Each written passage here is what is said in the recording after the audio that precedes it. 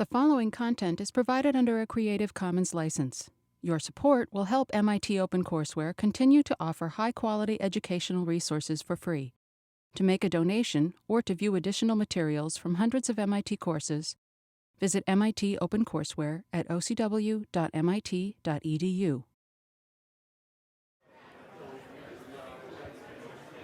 Okay, you met the financing sources. I got a little bit of insight there. Part of what you're going to need when you talk to them is some idea of what the financials look like for your business. And joining us tonight to show you how to do that is Charlie Tillett. Now, Charlie's been doing this he was in the 10K. I think he'll talk about that a bit. Yeah. I've been doing things around the world. I was in Istanbul 2 years ago in a setting with 25 teams from around the Muslim world.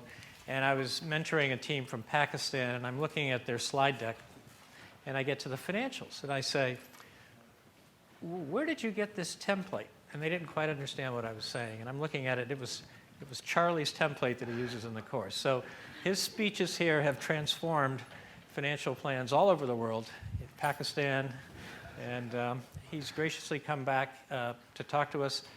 Charlie was the person I mentioned who I met outside of the MIT Enterprise Forum meeting and asked him what he was doing, and that led to a whole career with a bunch of entrepreneurs up north. Yep. And I'll sort of let you pick it up there, Charlie. Okay, great. Thanks, Joe. What was the first story he told? Jumping in your pickup truck. Okay, yeah, so we will get to that. So it's great to be here tonight. I've got probably twice as many slides as I should cover in my little over an hour that I've got. So I'm going to go quick, but feel free to ask any questions as we go along. And what I'll try and do is I wrote down a few notes listening to the panel, the great panel that we had here, maybe some terms that you guys, that they brought up that they didn't really give enough explanation or background on. So I'm going to try and touch on those as we go as well. So tonight we're going to talk about your business plan financials, putting together that critical spreadsheet that you've got to have when you walk into that meeting, right? Or when you send someone your deck, and how to put that together. But we're going to step back a little bit, and as people say, I was a CFO of a couple of companies, but part of my job was being a salesperson.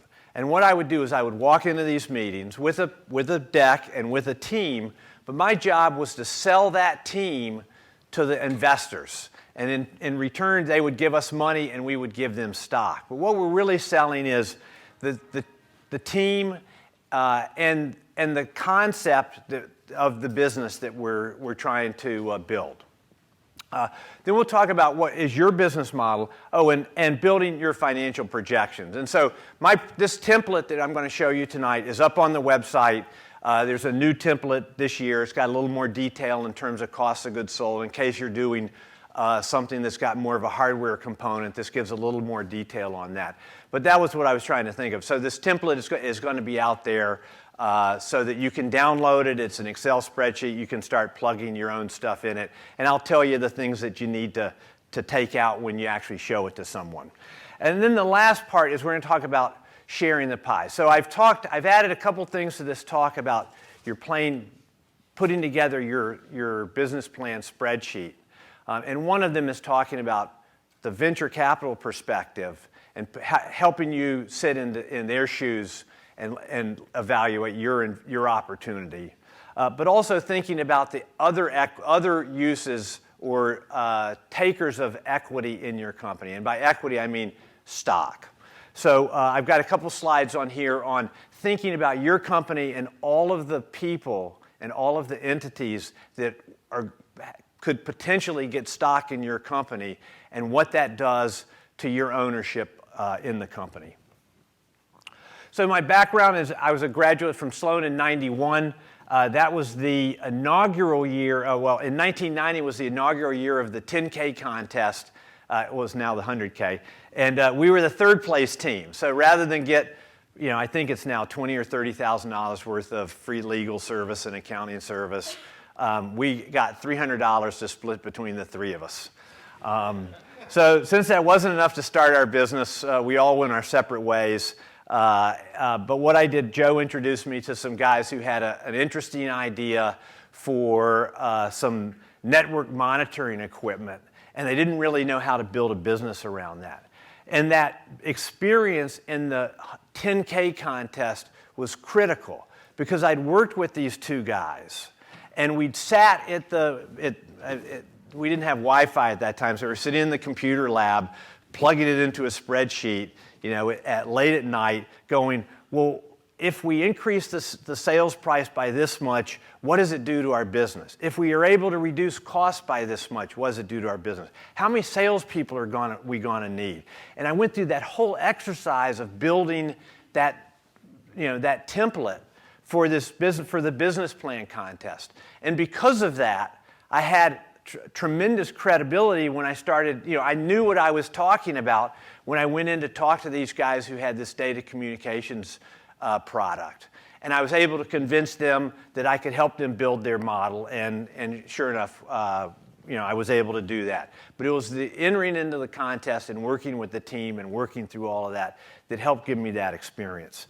The company was NetScout Systems.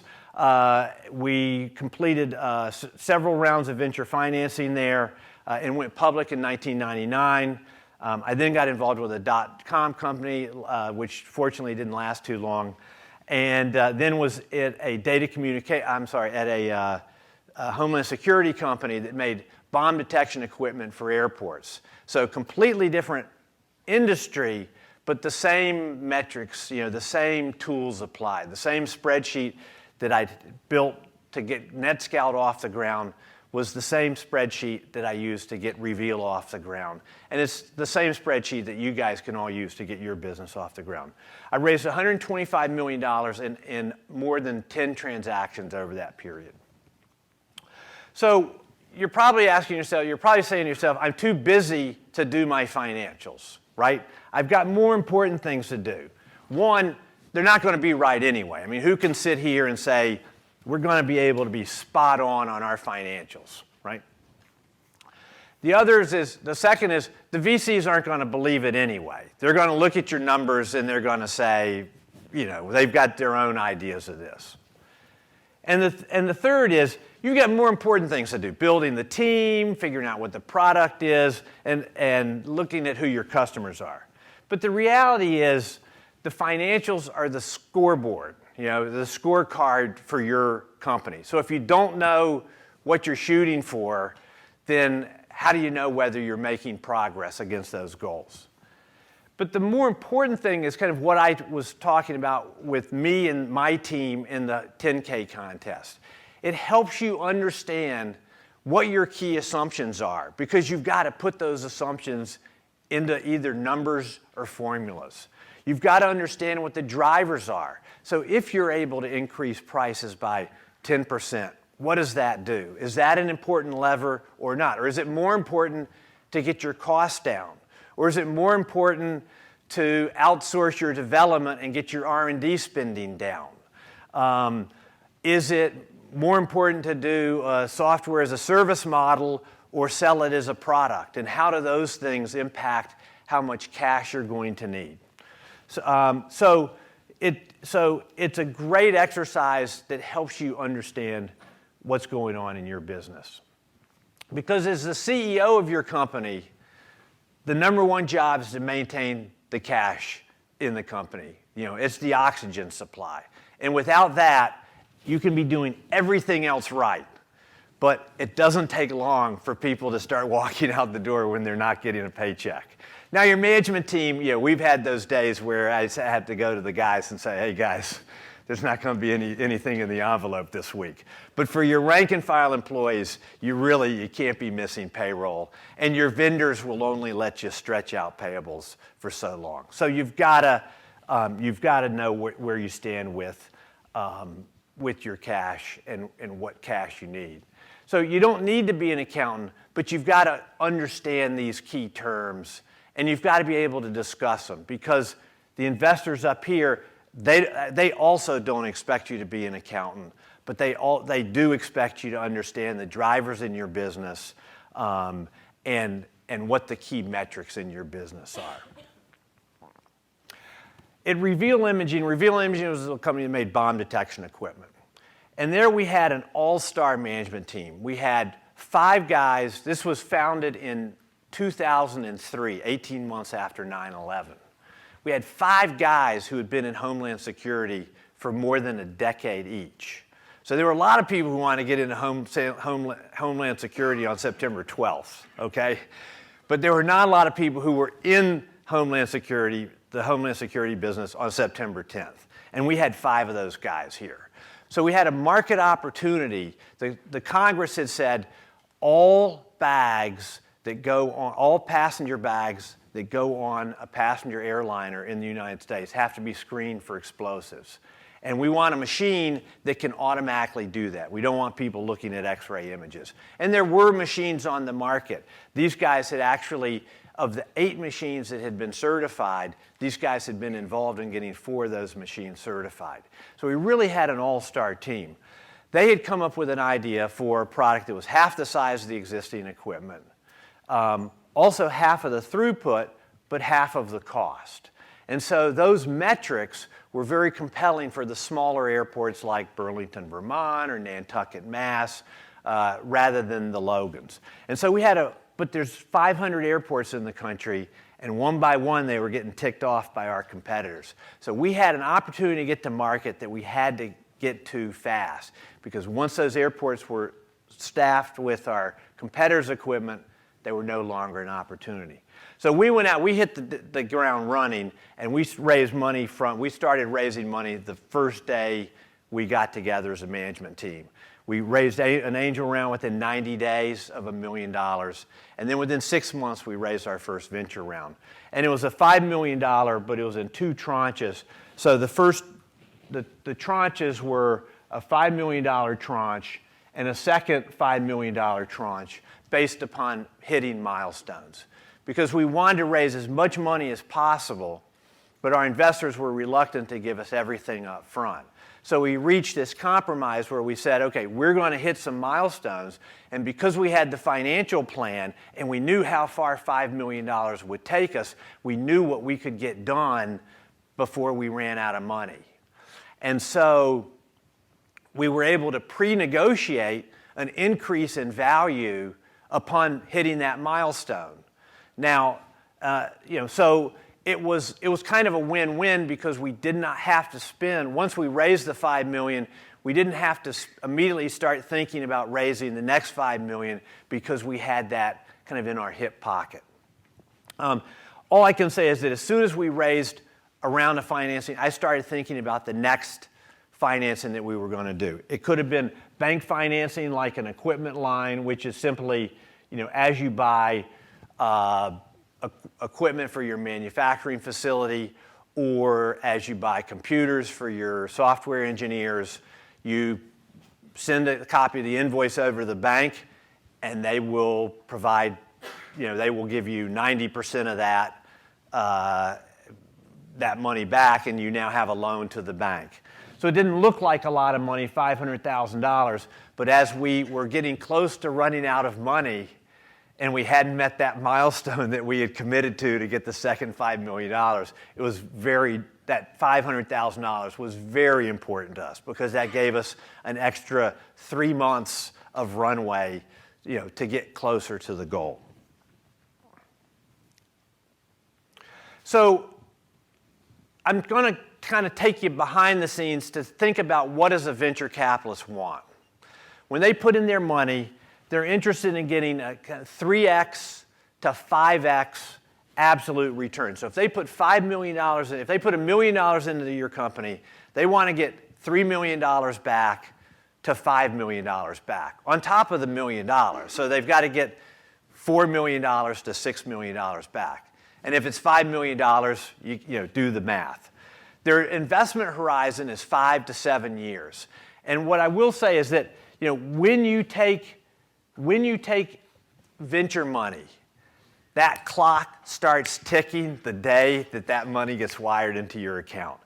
And while 5 years seems like forever, the investors realize that 5 years goes by in a heartbeat, and they will start pounding you to run faster than you think you can possibly run from day one. And it's motivating, and it's a great thing. If you have the right partners, they're helping you do the right things. But you got to recognize that it's going to be, I think they admitted it up here, it's going to be a very intense environment when you take that money. So you better be prepared for it, when you take the money. They also want to get, you heard up here that they want to get a significant amount of money invested. It depends on the firm. Some firms might want to put in $1 million. Some firms might want to put in $5 million. It depends on the firm. But they want to have a significant amount of money invested, and they want to have a significant ownership. So they don't want to put in $5 million. If $5 million is their target, they want to put in $5 million and get 10% of the company. They want to have, at an early stage investment, they want to have a significant amount. So the formula to think about how much equity you have to give up is the percentage of equity that the venture capitalists are going to get, is the money that they invest, and we'll have some examples on the next page, divided by the pre-money value plus the money that they invested. Now that's the formula. It doesn't really give you the answer because what's the pre-money valuation? But as you heard up here, kind of the rule, the kind of where's the market today? He was saying he sees a lot of companies in the $3 million to $6 million pre-money range, right? So there is kind of there's a sense of where the market is today and what other companies are getting, but where that pre-money valuation comes in, that's part of the negotiation that you have. That's the key to the negotiation that you have to do. The other part is, how much money they're investing. So if we look at a couple of examples here, say a Series A round, $5 million invested on a $5 million pre-money. So we take the $5 million invested, we add that to the pre-money of $5 million. It's 5 over 10, it comes out to 50%. If there's a Series B, let's say it's $10 million invested on a $15 million pre-money. That'd be $10 million over 10 plus 15 would be 10 over 25 or 40%. But recognize that when the Series B money comes in, the Series A investors get diluted by the same 40% that everyone else gets diluted by. And I have an example walking through that. Typically, the A and the B investors are going to be the same people, so the B investors are kind of diluting themselves. But recognize that dilution happens. So don't think that you're giving up 50% of your company and then 40% of your company and you're left with 10% of your company. You're really left with 30% of your company, right? So if an investor is looking for 3 to 5 times on their money and they put $15 million in and they own 70% of the company, then 3 times the $15 million invested is $45 million plus the original $15 million back, so they've got to get $60 million. They own 70% of the company, so that company has to be valued at $85 million to $130 million for them to get that type of return. And so in order to get to that valuation, you've got to grow your revenues to 40 to 60 million. So, there's a lot of businesses that you guys could start that can grow to, another comment you heard here was make sure that your investors and your opportunity and your investment dollars are aligned, right? One of the big problems was people going after what turned out to be a small opportunity with too much capital. So the problem is that once someone has $15 million invested in your company, they've got to go after you've got to go after the big return. So you could have a business that could be a great business for you and a couple of your MIT pals that goes to $5 million in revenue or $10 million in revenue, and you guys all, there's 3 of you and you each own 33%, and you have no outside income and no outside investors, and it's very profitable. It could be a great business that could be just a gold mine for you, but it would not be an appropriate investment for some of our panelists here. And if they had come in as an investor, then there's going to be a mismatch and a lot of tension, because you can't get to a happy place for both of you. So I know that this screen's a little bit hard to read here, but let me just walk you real quickly through.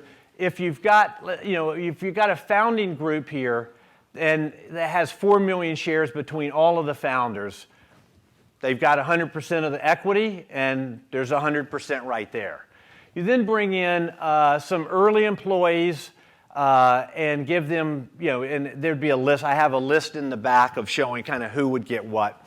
But you have some early employees and maybe some advisors that get a number of shares. And so already the founders get diluted a little bit. They then bring in an angel round of $500,000 at a $4.5 million pre-money. So we know from our formula, 500,000 divided by 5 million, the angel investors are going to get 10%. In this case, and in all these cases, new shares are issued. The founders continue to own their 4 million shares, but now there's 5 million shares in the company, and the founders have been diluted to 80%. Okay?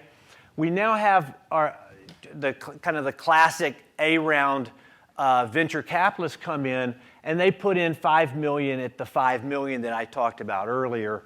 They get 50%, but one of the things that is going to happen when the A round comes in is the investors are going to want to see that you have an option pool so that you can issue stock options to your employees, because all employees like stock options, and it provides extra incentive to your employees. But the investors are saying, we don't want to be diluted for the first 100 people that you hire, so you've got to set aside options to take care of those people without them being diluted. So they still get their 50%, but you've got to create this pool. And in my example, it's 12%, but it's somewhere in the 10% to 20% range, right? And that's a topic for discussion and negotiation with your venture capitalists. Anything I'm saying wrong here, feel free to hop in. So then we have our final round is that 10 million at 15 million, and these investors get 40%. Notice the A investors are now down to 30%, and our founding team is down to 18.2%. So this kind of walks you through the progression of how stock gets distributed to both employees, angel investors, and venture capital investors. Yep. So the question I have is, other than the stock distribution, do they get more control because they ask for more seats on the board?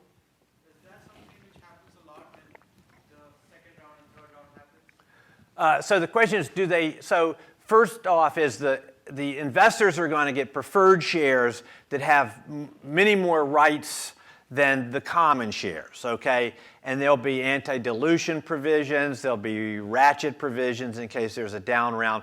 But probably the most important thing that will always happen is that they will get board representation. And that is a little bit of a negotiated, it's not negotiated that they have board representation, but what I've seen is, so let's say that you're the founder, you say, we have 2 seats, the founders have 2 seats on the board, your venture capitalists come in, they get 2 seats on the board, and then you agree that the 5th board member will be mutually agreed upon. And you've got to figure out, again, if you have problems deciding on a mutually agreeable 5th board member at this stage in the relationship, then these are not the right venture guys for you to be working with, okay? So it should be pretty easy to find someone that everyone agrees has domain knowledge, has expertise in the field, is entrepreneurial, and is going to be, kind of neutral, right? So does that answer your question? Yep. On the previous slide, you were talking about, say you've taken $10 million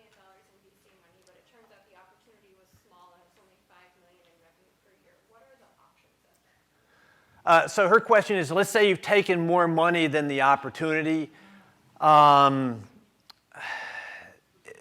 There's really no happy ending there because the investors are going to want, they want to get their money back.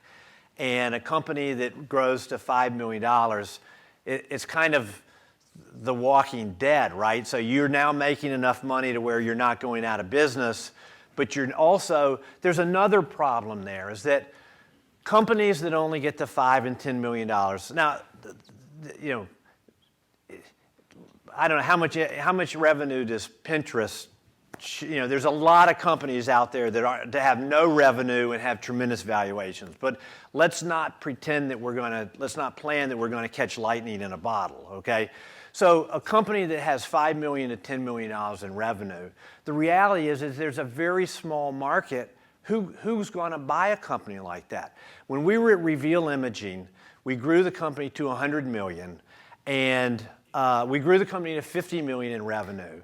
But our buyers were aerospace defense companies that are huge, and they were willing to pay us $125 million for $50 million in revenue, but nothing more than that. They were indifferent. They were only willing to pay us kind of 1.5 times revenue. Now they were hoping that we would have $500 million in revenue because they were willing to pay $1.25 billion. But the problem is that a $5 to $10 million company doesn't get any big company who's it's too small to go public, and the big companies, it's not big enough to move the needle, especially if you've already proven that it's not going to go like that, right? You've already decided that it's going to go 5, 6, 7. It doesn't get anyone excited. So the business model, in my mind, I mean, you've heard the term used a couple of times on the panel tonight.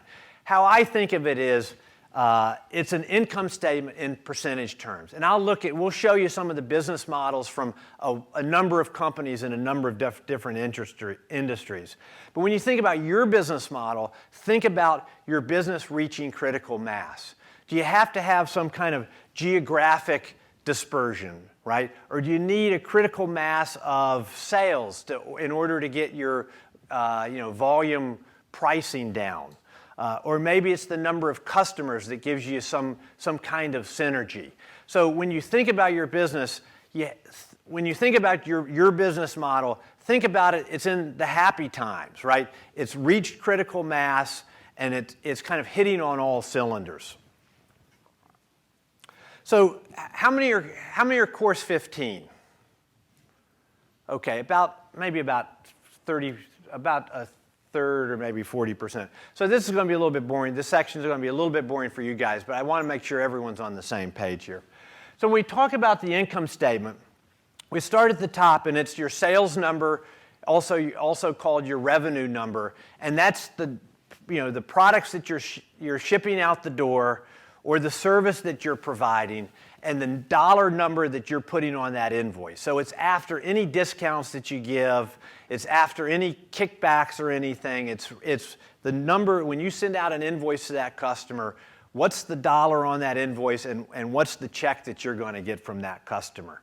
Your cost of goods sold is the material cost, the labor it costs to build your product.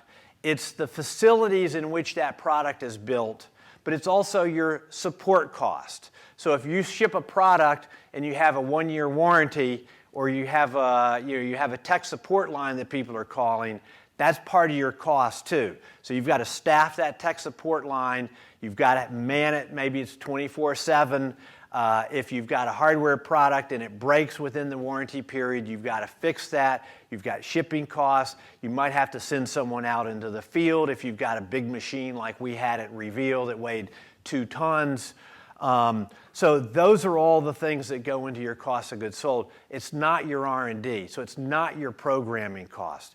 Your product development costs go down in R&D. Then you have your 3 main departments. Sales and marketing is self-explanatory.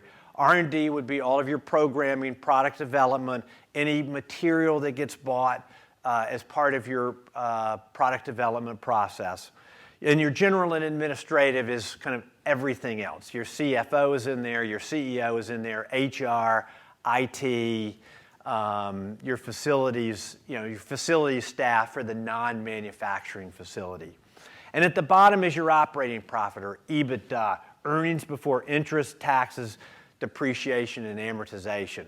And I like to use that as the yardstick because it gets really complicated adding in capital expenses and depreciating stuff, and that kind of obscures what's really going on in your business. So I would urge you in your plans, don't depreciate anything, and also don't start allocating your general and administrative expenses across other departments.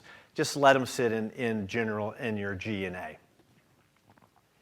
So as I get a lot of business plans. I'm happy to look at anyone's business plans. My email is at the end of this presentation. Anytime, whether it's part of this class or anytime in the next 10 years, you want to send me a business plan, say, I'm getting ready to make a presentation. I want someone to look at this and just make sure it's not totally crazy.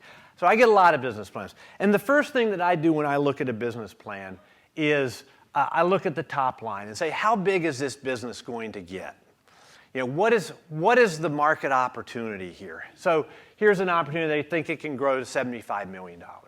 The next thing that I look at is in year 4, kind of the happy times, once they've reached critical mass. What does this business look like? What are the gross margins? I've worked in companies that have 80% gross margins and companies that have 50% gross margins. And I can tell you it's dramatically easier to make money and run a business when you have 80% gross margins versus 50% gross margins. It's dramatically different. And then where are the big expenses down here? What are they spending on R&D? Particularly, what are they spending on sales and marketing? Because most firms end up at about the same place in R&D spending once they reach critical mass. They end up about the same place in G&A spending. But the sales and marketing, it wildly varies depending on, is it a consumer product? Is it a business-to-business product? Is it a luxury product that you have to do a lot of advertising? Is there a lot of trade shows? So it depends on your whole sales strategy and distribution strategy, and that shows up in your sales and marketing. The last thing that I look at is kind of the operating profit over this 4-year period, because that gives you a pretty good yardstick for how much cash this company is going to take to get to profitability. It's not perfect, but it's within, it's probably within 20 or 30%, which is a good, at least says to me, this company, 3.5 plus 2.5 is 6 million. Maybe it lost a little bit here in year 3, so it's 7 million. It's not a company that's going to need 20 million, but it's also not a company that's going to need 1 or 2 million. So it gives you just a sense of what this company needs. Now let's say you're looking at your business plan. I would urge you to look at the same thing. Start at the top line and say, do I really think this business can do this kind of revenue? I would also urge you to look at year 4 or year 5, whatever it's going to take you to get to that place, the critical mass, and say, does this business model look like other companies in my space, or is it different? And if it's different, that doesn't mean it's wrong. It just means that you better understand why it's different. Maybe you're doing something dramatically different, right? Maybe you've got some tremendous cost of goods sold value that other companies don't have. But you've got to understand that. Then I would urge you to think about year 1, because thinking about expenses in year 4 is a very difficult exercise, because you can't even, here you are, you're getting your business off the ground. It's hard to think about, if I had $75 million in revenue, how would I spend that? Where would that money be spent? But it's very easy to think about the next 12 months. And who are my key hires? And how much are those people going to cost? And what are the stuff that they're going to need to buy to help them do their job?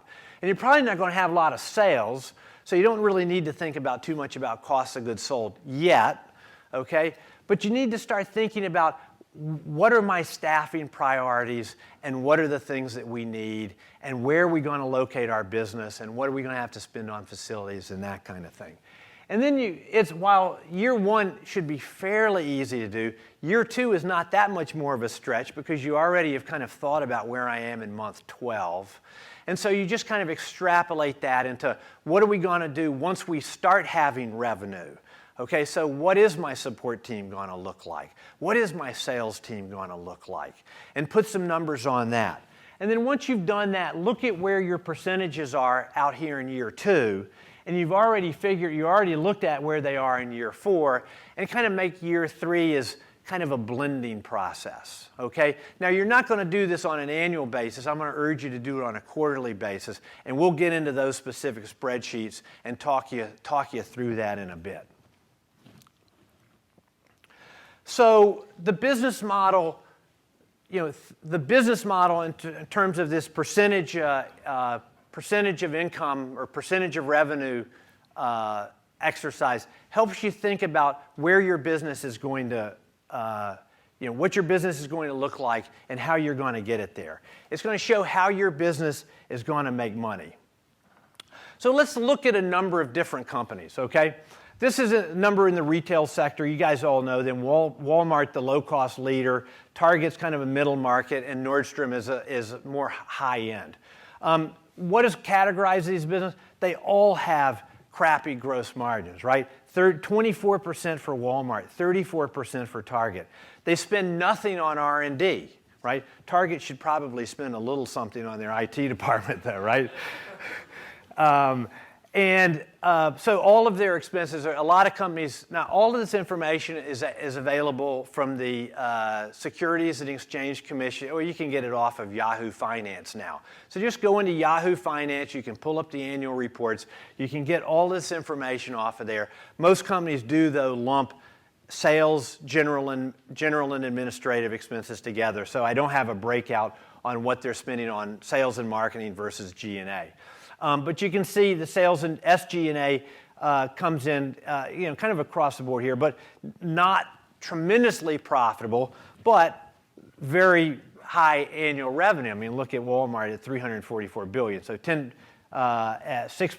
of a big number is still a big number. One of the things that's useful to look at, not comparing yourself to these companies, but comparing yourself to your peers, is going to be looking at revenue per employee. So I just threw this on here so it does tell a lot how companies within the similar industries have very similar revenue per employee. And in retail, it's in the 150 to 200,000 range. Let's look at the restaurant business. It's probably even worse, right? Again, terrible gross margins. But actually, the profitability is a little bit better than the retail stores. But look at the revenue per employee, $45,000 per employee. So you say, and the cost of, so think of this. The cost of goods are 68%. And a lot of that's got to actually be, meat and potatoes, right?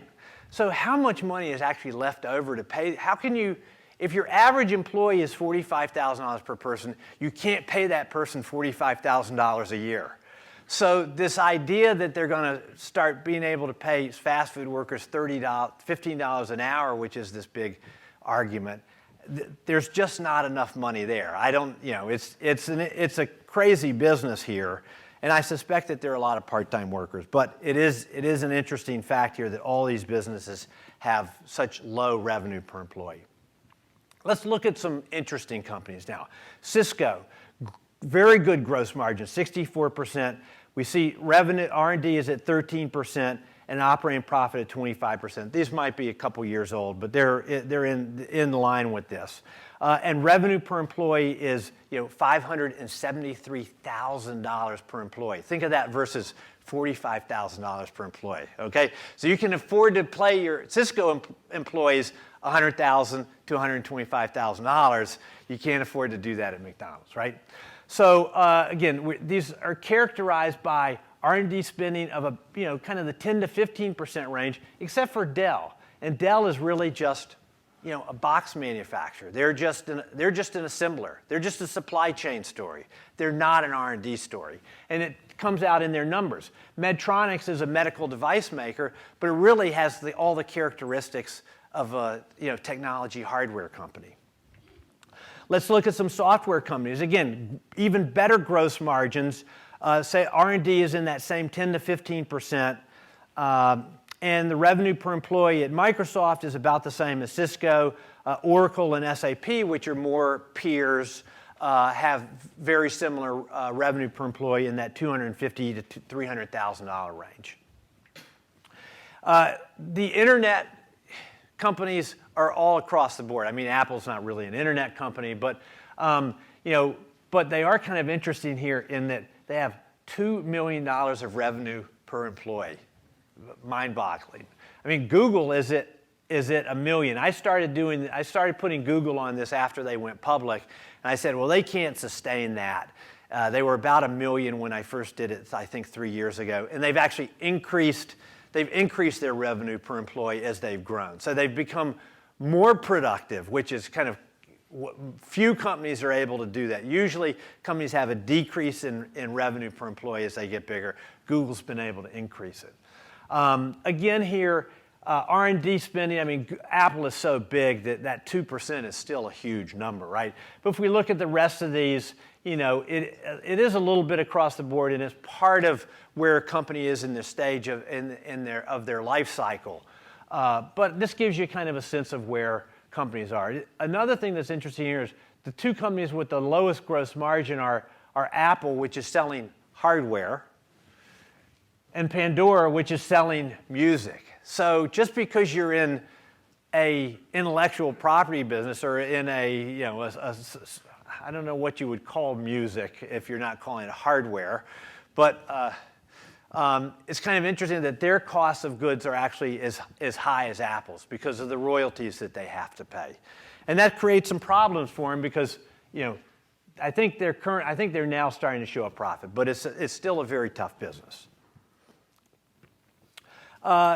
Looking at business models over a period of time, they evolve slowly. I've been doing this talk since at least '98, and just looking at Cisco,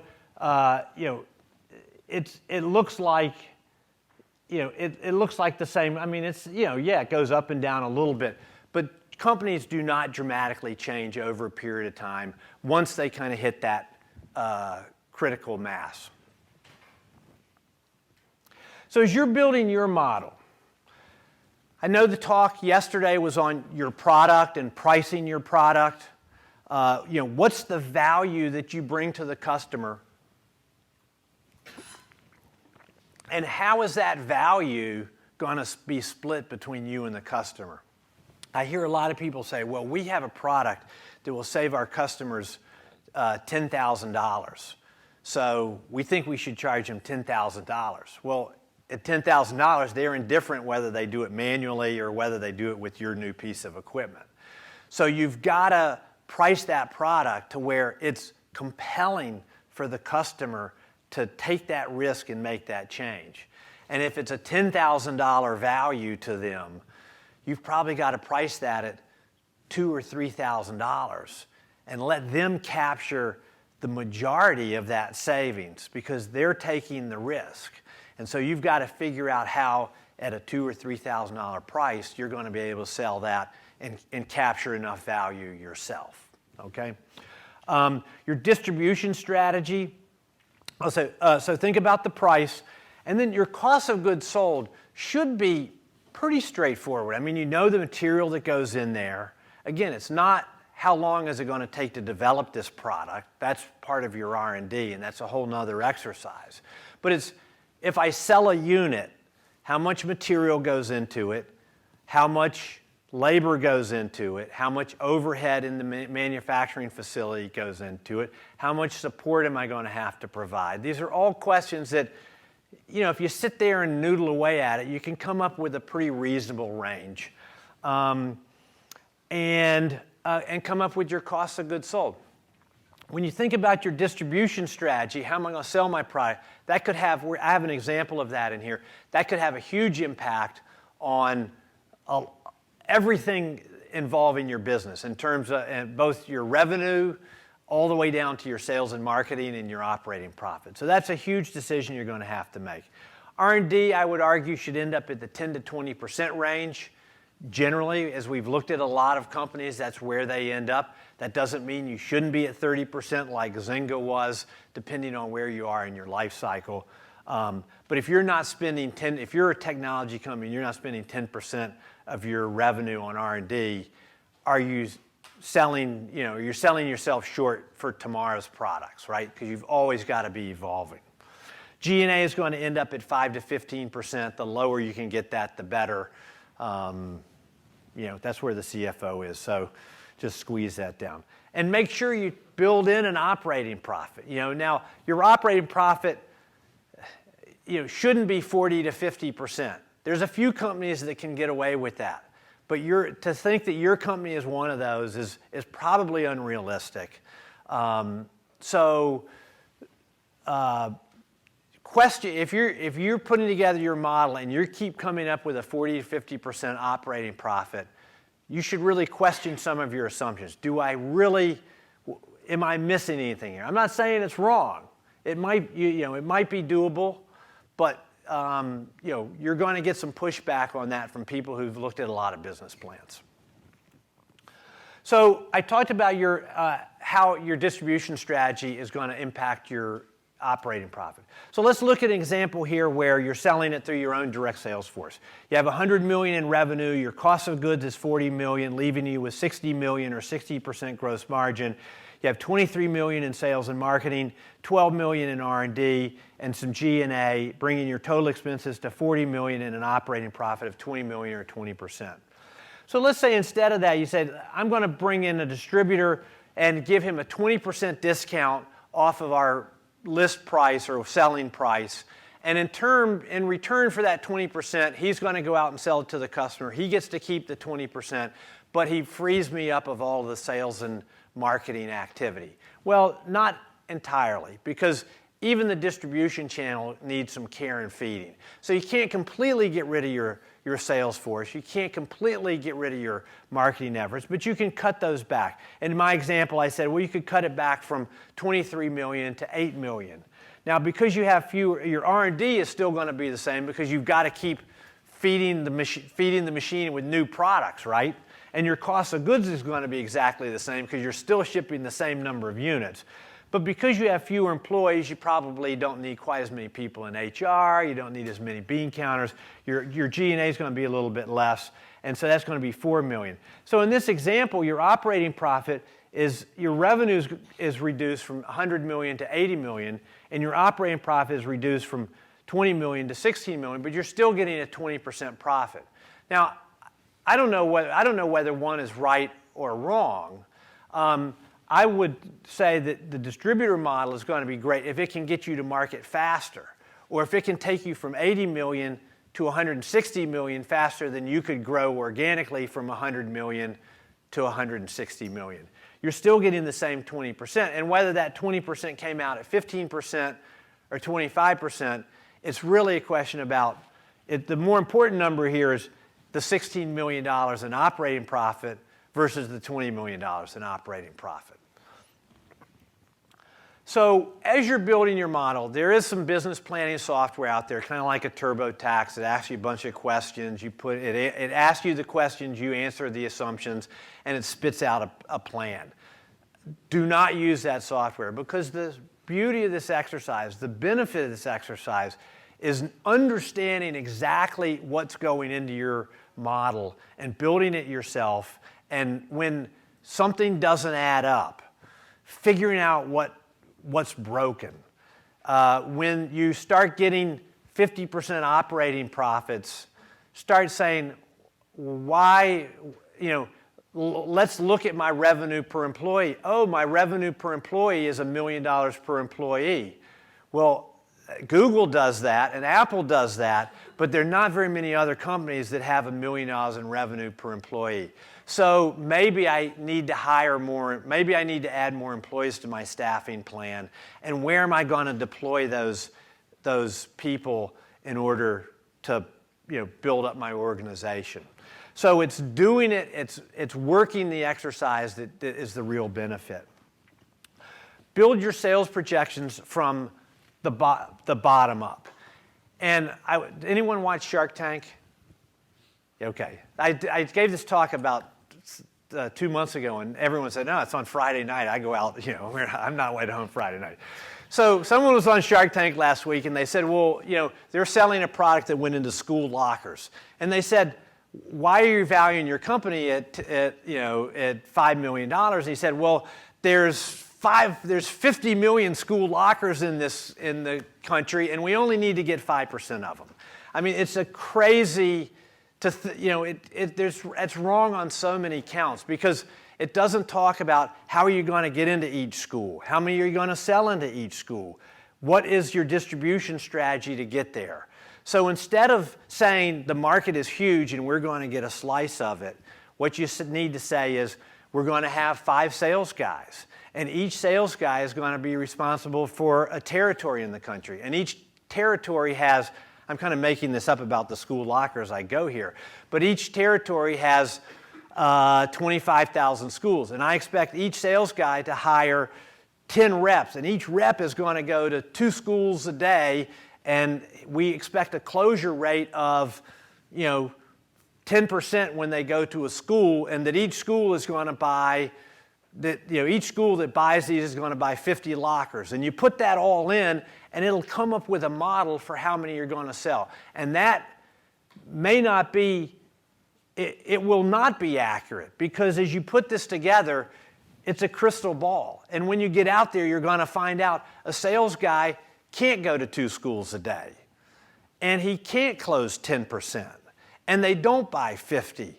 But when you get a guy out there selling stuff, he's going to be providing data, and you're going to start getting feedback to say, we can visit 3 schools a day, but there's only a 5% closure rate, but each school that does buy is going to buy 75. And then you can adjust your model, but since you built your model, now you can adjust it and figure out where you're going to go next. The last thing is that there's spreadsheet overload. So never do a best case, worst case, and present 3 different models and say if everything goes right, here's what we need. I'm not saying don't look at contingencies, but just put your best foot forward. Put your best estimate on the paper. Say here's what we think we're going to do, and leave the best case, worst case, for someone else.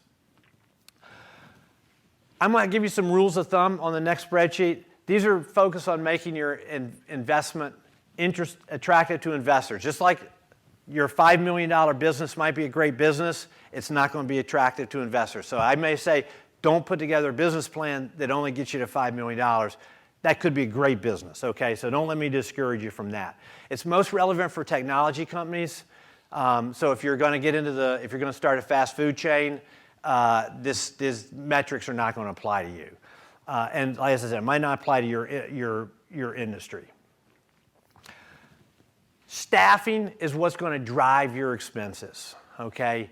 Most technology companies, staffing is 50 to 66% of your expense. And your average cost per employee is going to be about $90,000. I know it sounds crazy high. But the reality is in Boston, first off, is who has administrative assistants anymore? Unless you have like a large manufacturing staff that's doing kind of assembly and stuff like that. But in a company that most of the companies that you guys are going to be starting, it's going to be a lot of technology workers, it's going to be a lot of programmers, it's going to be a lot of sales and marketing staff, it's going to be a few finance people, and the finance and HR are probably going to be the cheapest people in your company. I mean, really, a programmer these days, especially if you want to get an algorithm engineer is probably going to cost you $125,000, $150,000 a year. Okay, just a programmer is going to cost you $80,000, $90,000, $100,000, and these folks are going to want raises every year. So salaries are going to come in at about $90,000. Employee benefits are going to add about 15% to that. So I know you've all heard horror stories about General Motors pays their guys $25 an hour, but their true cost is $50 an hour. Ignore all that accounting mumbo jumbo. You can add in 15%, and that'll be a pretty good yardstick to cover their FICA expenses, which is Social Security tax, and their health insurance, okay? As I said, salaries are going to be about 2/3 of your expenses, and sales staff is really industry dependent. So I've got some yardsticks on here, but it really depends on if you got a guy who's selling lockers to a school system, okay, you can probably get that guy for, I don't know, probably 50 grand a year and maybe give him a 10% commission or something, or maybe 40 grand a year. I mean, so this is not a guy that's selling complicated software sale, okay? But someone who is selling something like that is going to need $150,000 to $250,000 a year. So I don't have time to go through a case study here, but I did about a week ago, a couple years ago, I went in when OpenTable went public and just looked at some of their publicly available information. And this first page is all of the publicly available information.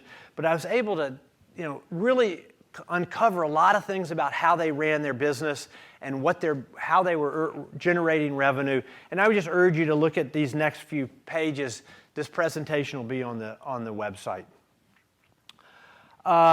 In terms of cash flow, it's critical to understand it, but producing a cash flow statement is really complicated and is really prone to error. And the reason is that you have to put in all these formulas, and then the plug number that makes all the formulas work is cash. So any error in any formula or anything that you fat-fingered wrong shows up as cash.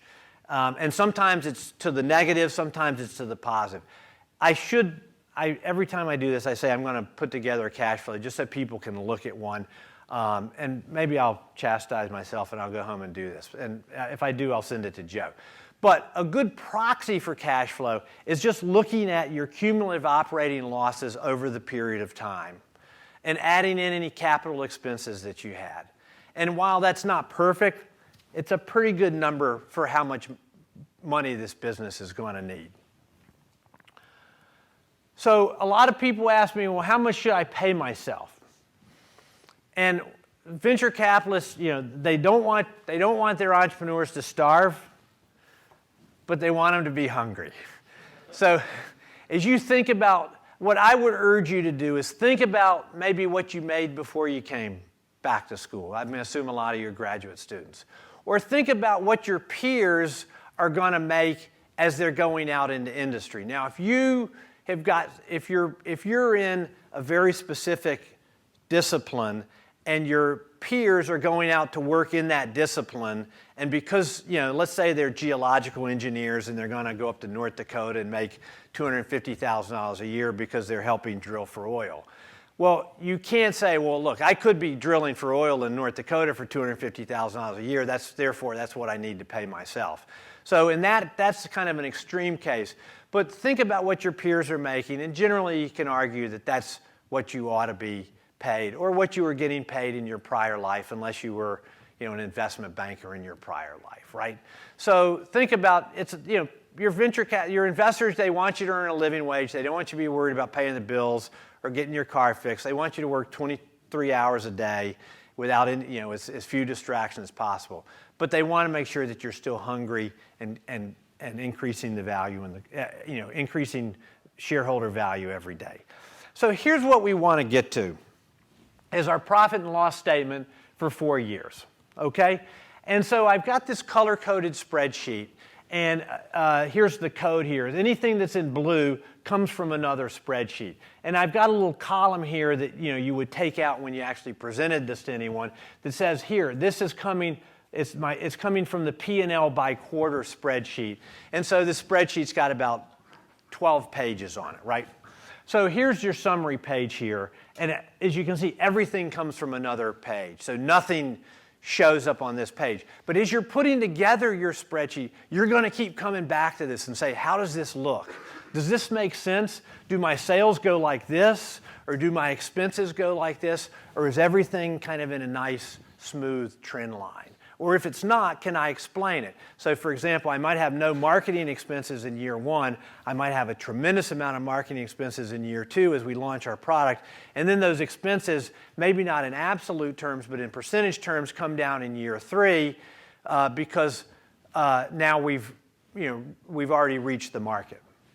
So the next spreadsheet, and this spreadsheet is actually, I would urge you to do at least to start with, do your 4-year projections on quarterly terms.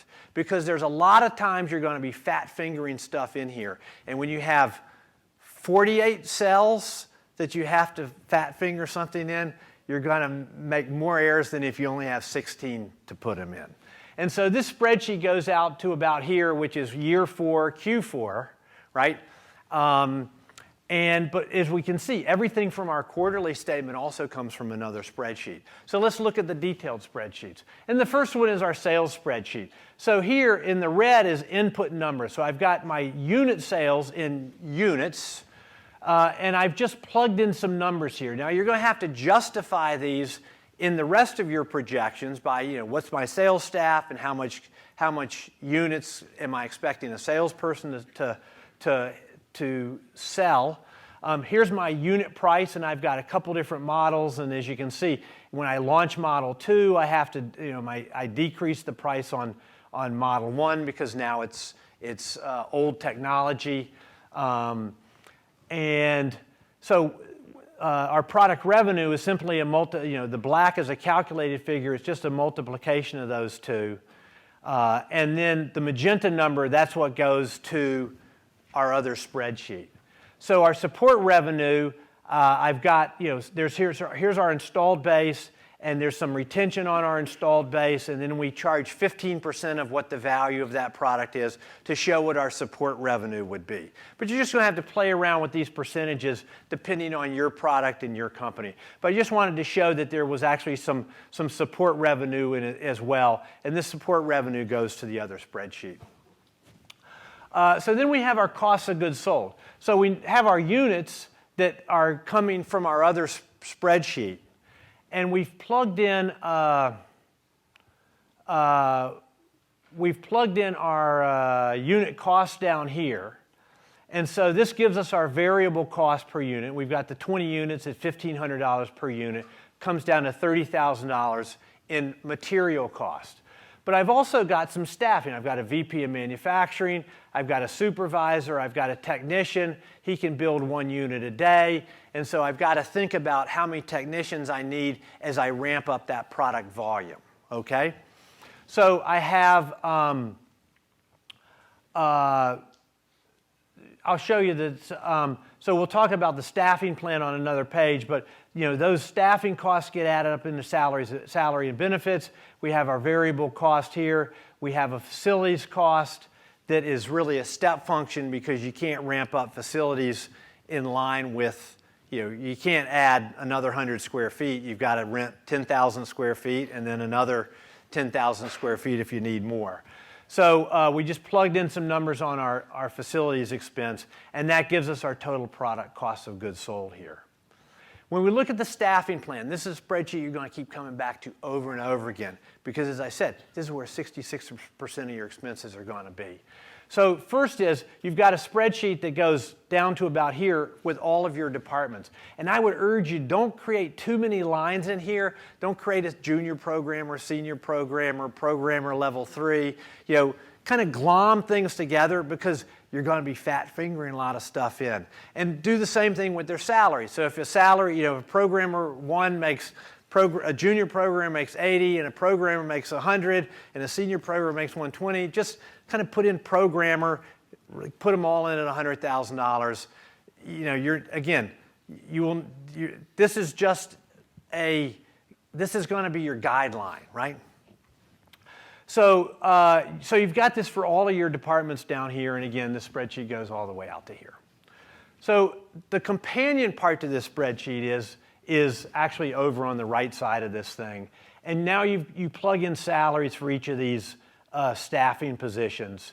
And all this spreadsheet does is take take your number of employees, and remember this is a quarterly, so we're taking the annual salary, dividing it by 4, multiplying it by the number of people in that position, and then we're adding in our benefits at 15%. So FICA is 7%, and if I've done the math dozens of times. 8% of your total salary, of your total payroll, is usually enough to cover health insurance for everyone at kind of a 75-25% ratio, because some people aren't going to take it. Some people are going to be on their spouse's plan. You're going to have a lot of, if you're a tech company, you're going to have a lot of single people, so they cost about a third as much as the married people. And so 8% works out to be pretty good. But your employees are still going to want to get raises in year 2. Just because you're a startup, they still want a little something extra.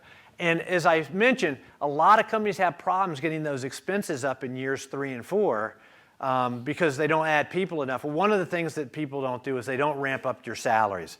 So add in 2% a quarter, that gives you 8% a year. That's, it's not an unreasonable number. And again, while most payrolls are going up kind of 3% these days, if you're trying to hold on to technology talent, you're going to have to give them a little something extra. So again, this goes out, just add 2% a year out into year 4. And so the math gets done, and these go to the departmental expenses. Non-salary expenses, we've got our salary expenses, and then you've got tech supplies and miscellaneous. And so if I would urge you to put in as many formulas as you can. So for like your programmers, put in $2,000 per person per month. It sounds like a lot, but I've worked in a couple technology companies, and it could be an oscilloscope, it could be some cabling, it could be some CAD software, whatever it is, these guys can figure out a way to spin it. If that sounds like too much to you, put in $1,000 a month. But the beauty of that is that as you change your staffing plan, this number just ramps up and down in line with that. So you can make dramatic changes to your staffing plan. You don't have to come back here and fat finger anything in. But some of these things you are going to have to, especially in the marketing area, you're going to have to decide what trade shows do I go to, and what trade shows do I go to, or what am I going to do for sales expenses. And then this is, you could even put in commissions in here. Commissions is a percentage of sales if that seems to work. And so therefore, as your sales ramp up, your commissions ramp up in line with that. Again, it's just something and here's your travel per person per month for your salespeople is $3,000. That seems to be a pretty good number there. I put in telephone and internet per person, and that just ramps up as your company ramps up. So use as many formulas in this as you can. And so that brings us back to our quarterly P&L, and where it all comes together. I've got a quick example here on your CapEx. And so what I did was I took your total revenues, but I offset revenues by a quarter, figuring that customers are going to take 60 to 90 days to pay. So if you bill them now, assume that you're going to get money 90 days from now, right? And hopefully you'll get it sooner. But your other expenses, your employees, which are 2/3 of your expenses, they want to get paid on the payday, right? They don't want to get paid 30 days from now. So I just assume, this is a little bit of a conservative look at it, but I assume your other expenses come due, in the current period.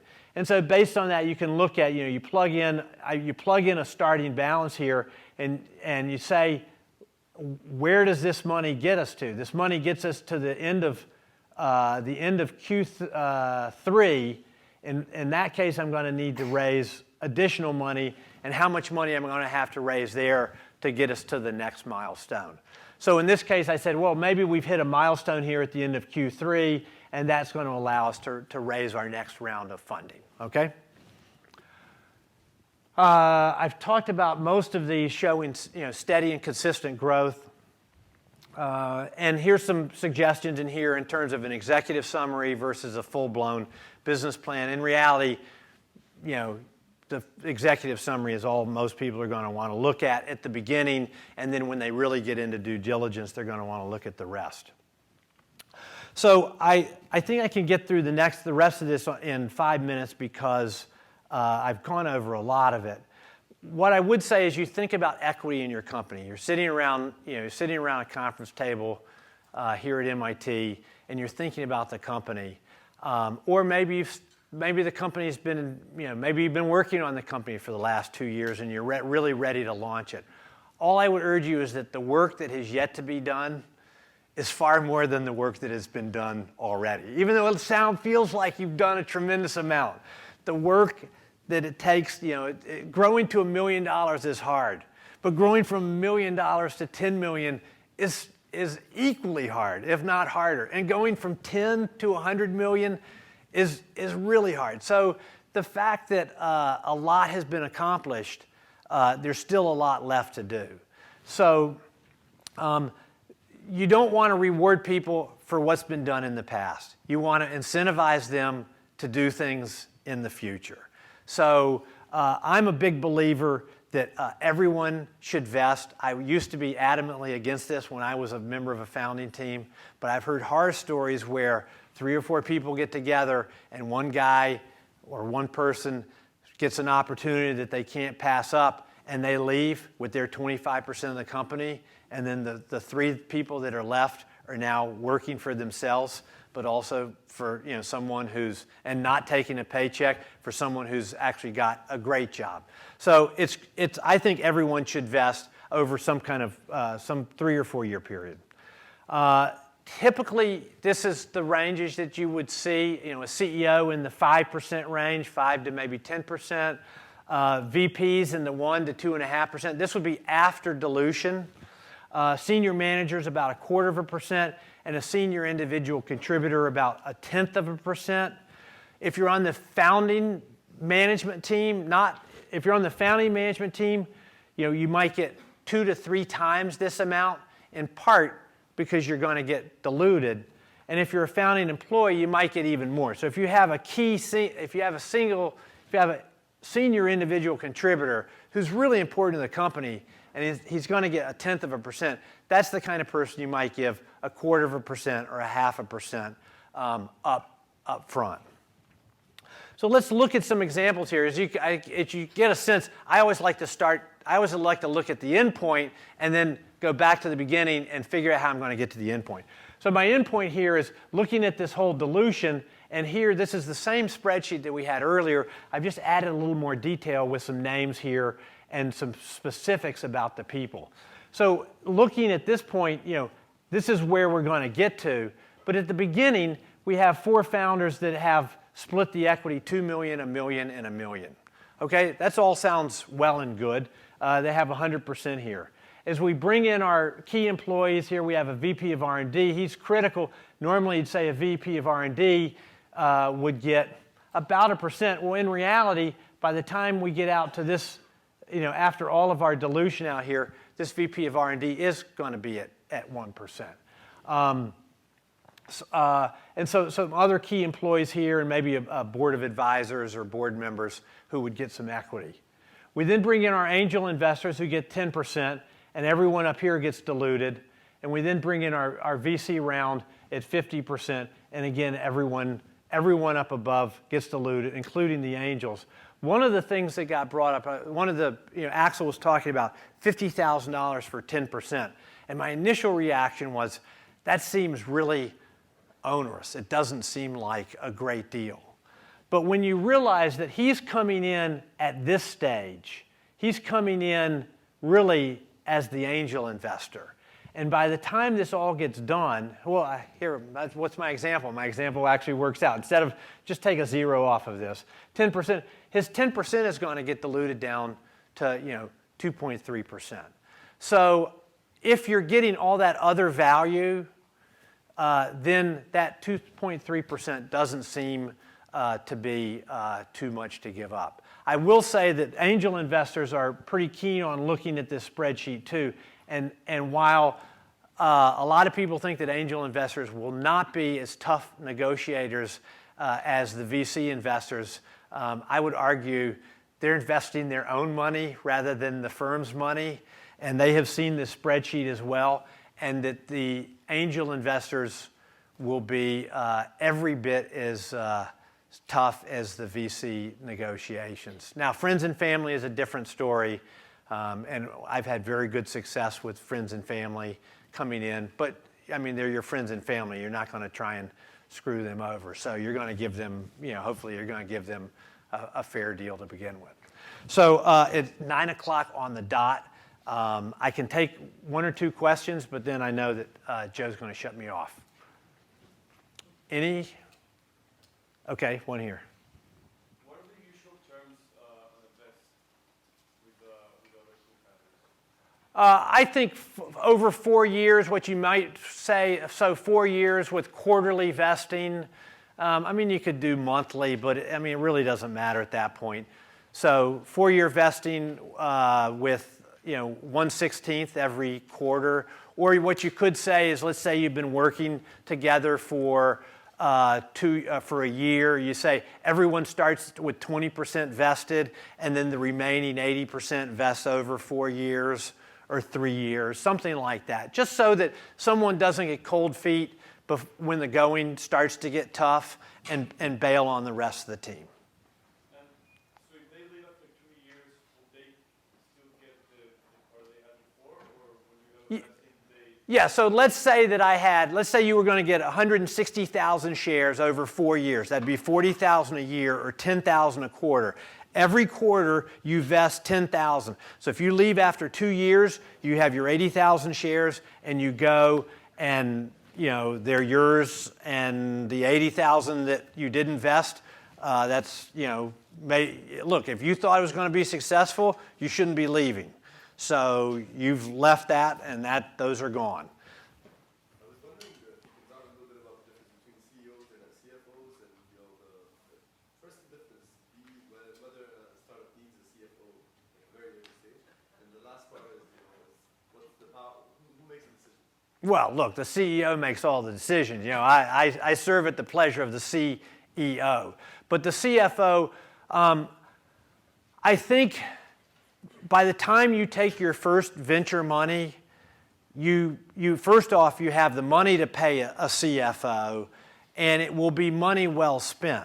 Because as I showed you all those rounds of financing at Reveal, okay, I can't tell you how much dilution I saved my founders by thinking ahead about what we needed to do. So I saved my salary and equity for him, 10 times over.